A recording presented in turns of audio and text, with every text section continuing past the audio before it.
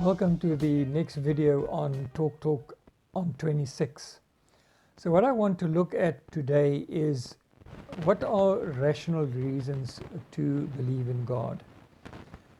There are many reasons why people believe in the existence of God, or reasons why on which they base their faith. Two reasons that are really not good is one, emotional reasons. That is really shaky ground, and that can easily give way beneath your feet. The second one is blind faith, and non-Christians often like to refer to Hebrews 11:1, which says that we have confidence in things that we cannot see. The fact is that the Bible, from the beginning to the end, gives us evidence for God. God always refers back to what He's done in the past to tell His people, you can trust me with today because you can see what I've done in the past, so you can trust me what I will do in the future. And that is what Hebrews are talking about, is this confidence that we have. Although we can't see that, we can trust God in that. So the third reason why people trust in God, and the third and the fourth reasons are really the good reasons why we can believe in God with confidence. So the third reason is our faith in God. And faith means it is an absolute trust. That's the definition of what faith means. If I have faith in you, it means I absolutely trust you. In other words, we absolutely trust God in what He's telling us and what He will do in future. So we believe God, and that is exactly what He told Abraham, that He called him a friend because he believed what God said and said he was a righteous man. So we trust God, and then we experience God in our life, which really increase our trust in Him, which gives us more experience of God. So it's almost running in a circle, that the more we trust Him, the more we see Him in our lives. And then fourthly, there are rational reasons why we can believe in God. Really good reasons. And there are really 5 reasons which I will point out, and then we're going to take 2 of them and show what are 2 of these good reasons to believe in the existence of God. Now, in my own life, I've had a deep experience far beyond an emotional experience with God that changed my life completely.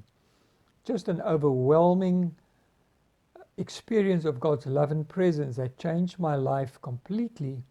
And as I examined the scriptures after that, and who God is, and the facts around the Bible, everything became rational for me. So it started as an overwhelming experience of God that became rational later in life. So what are the 5 strong arguments to believe in God? The first one is the evidence from what exists. And underneath there we will look, under this heading, we will look at the impossibility of an internal universe. That it's just not simply possible that there's been a universe, or that we live in a universe that had no beginning. And then also the design argument, the laws, the order, and the fine-tuning that we see. And then the information that's represented in DNA.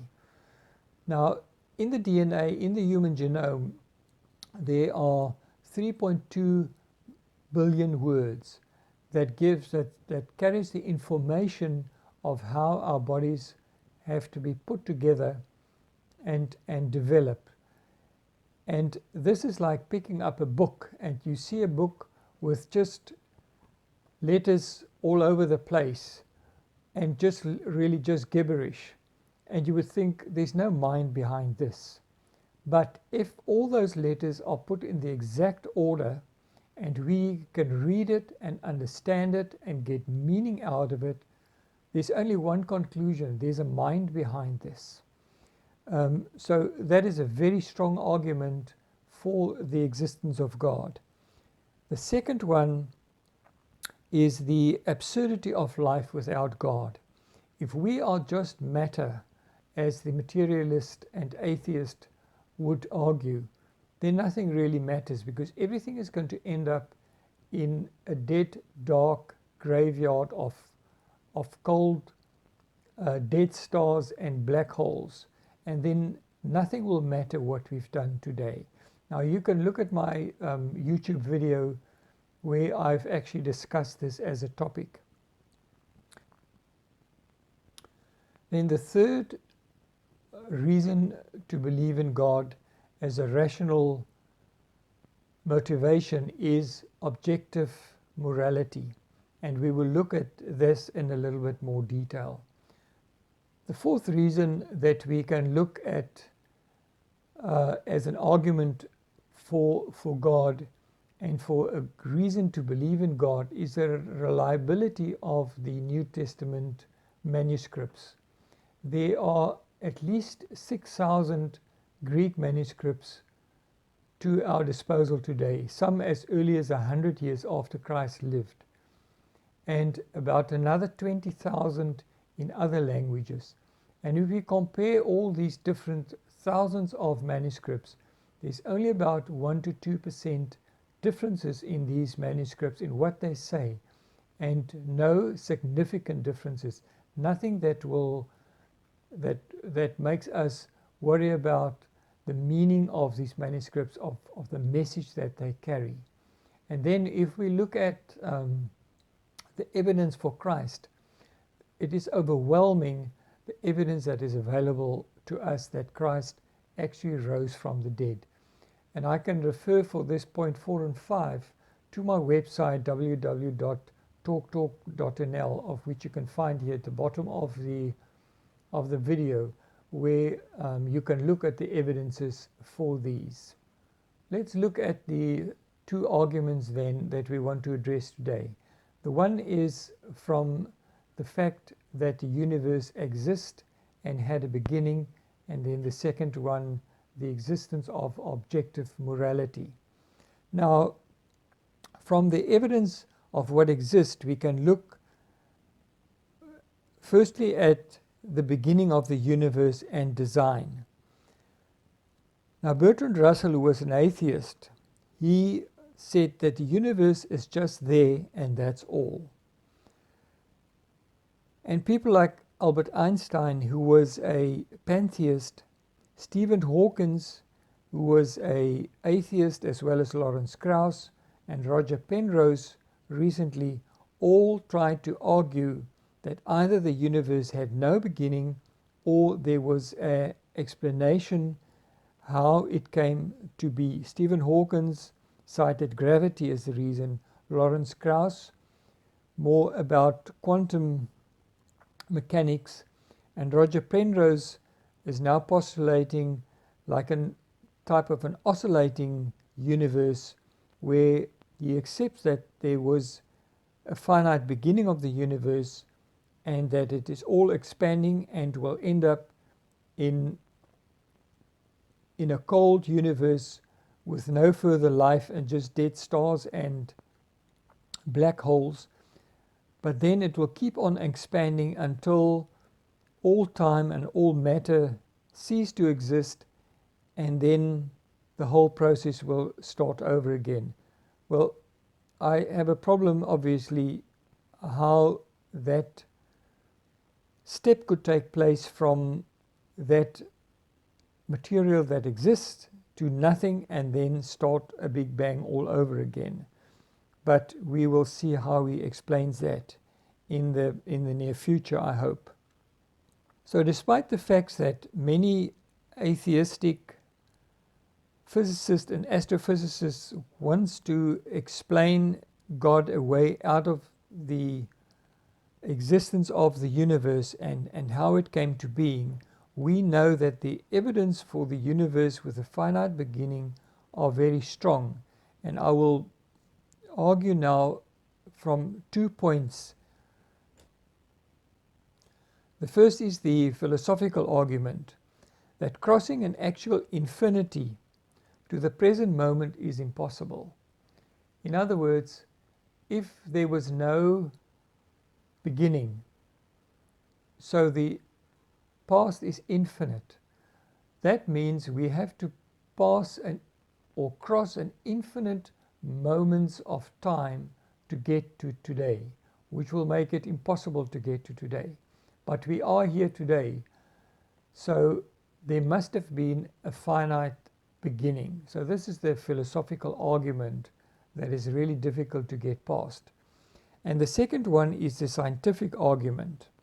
And here we will be looking at the second law of thermodynamics, which means and says it's a process taking place in a closed system, and that always tends towards a state of equilibrium, which implicates that the useful energy is constantly decreasing over time, which basically means the universe from the start is a closed system, as it is in however big the universe is, but there was a certain amount of energy available in this universe, and that is being used as time goes on.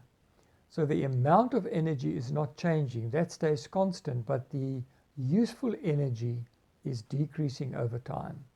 So the whole universe is busy cooling off or slowly running down and running out of useful energy. If the universe, therefore, were present forever without a beginning, we would have run out of energy by now. Thus, the second law of thermodynamics points to a universe that's had a finite beginning. This is actually what was confirmed by Albert Einstein's general theory of relativity in 1915. Alexander Friedman and George Lemaitre worked with this theory, and they predicted that the universe are expanding, and this was confirmed by Edward Hubble in 1927 when he measured the red light shift from distant galaxies. And this was empirical evidence that the universe was expanding, which also means it sprang into being from a single point in the finite past. Therefore, the universe had a beginning. If the universe had a beginning, what caused it? And if cause, was this an uncaused cause? Consider then the Kalam cosmological argument, who's got two premises and a conclusion. The first premise is whatever begins to exist has a cause.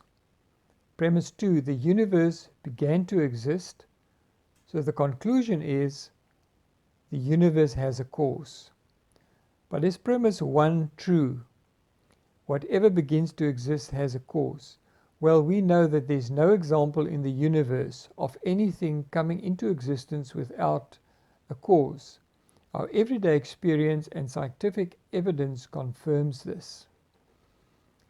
We've argued that premise 2 is true. The universe had a beginning because it began to exist. So with both these premises true, the conclusion then is that the universe had a cause. So with the conclusion that the universe had a cause, we must now find what was this cause. Now the cause can't be within the universe itself, causing itself. It must be outside of it. And because in the beginning what was created was time, matter, energy, and space. So we have to look at something that is outside time, matter, energy, and space, and also enormously powerful and intelligent to have caused this, and also a will to at some point decided to cause this. And that is exactly what we understand from the Bible who God is. He is timeless, He's spaceless, He's matterless, He's enormously powerful, enormously intelligent, and He's got a will as a person.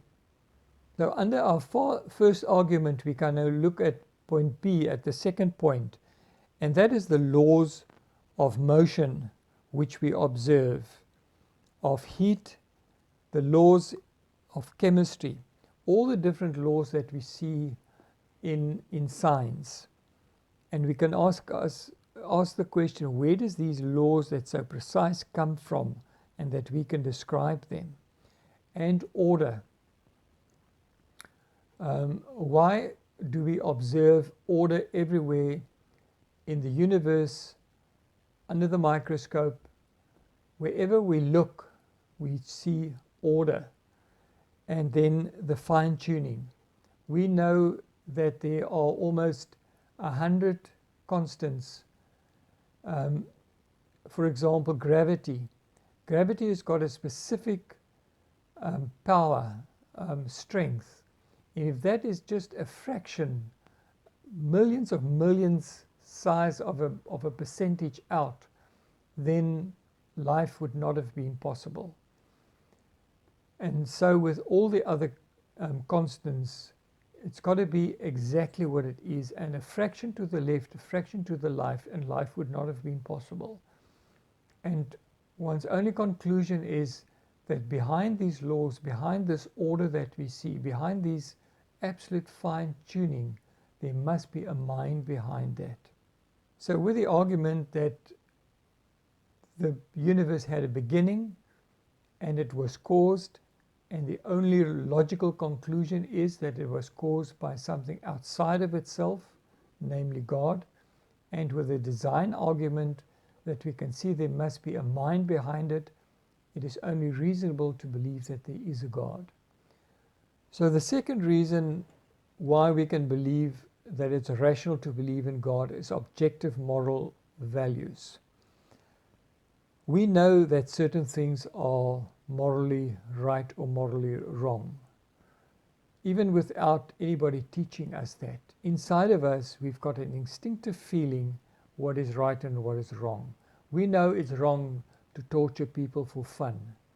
We know it's wrong to steal something from someone else. Nobody has to tell us that. We know instinctively that that is wrong. Even if you walk into a cinema and you've got a ticket for a specific seat, and you get there, and the moment just before you sit, someone jumps in front of you and go and sit in that chair, you would say, this is not fair. This is my chair. And the people around you would agree with you, even if the guy says, well, that's according to you. According to me, it is okay for me to sit here, even if you've bought the ticket. No, there are certain things that we know are right or wrong. Certain moral truths has also got a force of command behind them. You shall not steal. We just know within ourselves that is right, that is true. It's got a force of command behind it. And then we can also obviously ask the question, why did moral value show up in this universe? Why is it present? Because in no animal kingdom is morality present even in the slightest form. And why do humans have a sense of shame and guilt? Even if nobody knows about what you've done, which is not moral, you still have that shame and guilt within yourself. Where does that come from? How do you explain that? So without God, there cannot be objective morality. There can only be an expression of individual taste. If this individual taste is based on how you feel, or how your society feels, or how your culture feels, it is really shaky ground that you're on. Because then you can ask, well, was Hitler wrong for what he did? Because in his closed society, they felt they did the right thing. And they were convinced of it. But with the Nuremberg trials, nobody else was convinced about that. Everybody knew what they did was unbelievably wrong.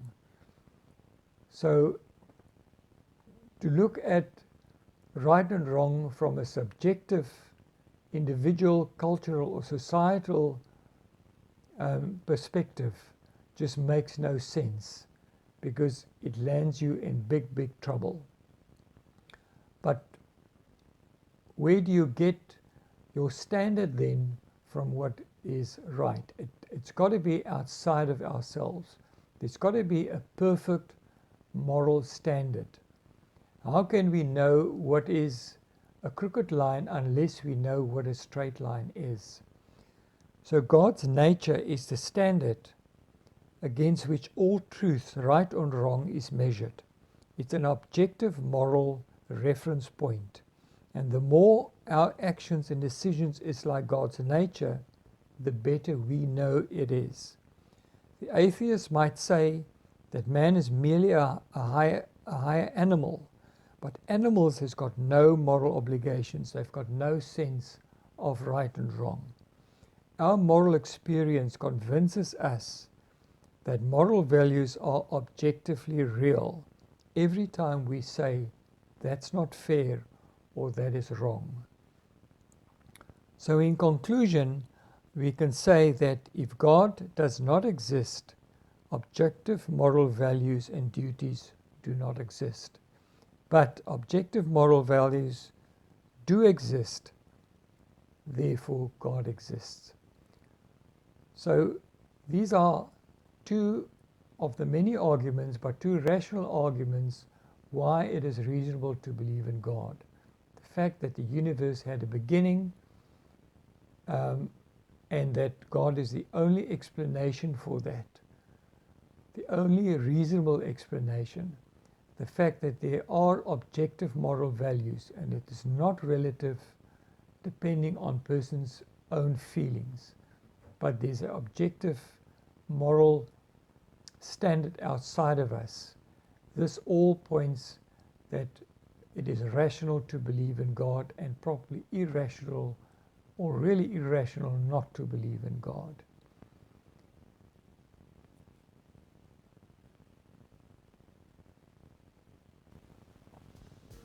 I appreciate you watching this. If you like these videos and would like to help us to spread these videos, please click on the like below or even subscribe to this channel, and that will help us, that will help to place these videos higher on the visibility of YouTube and help us to spread the message more and more. Thanks so much.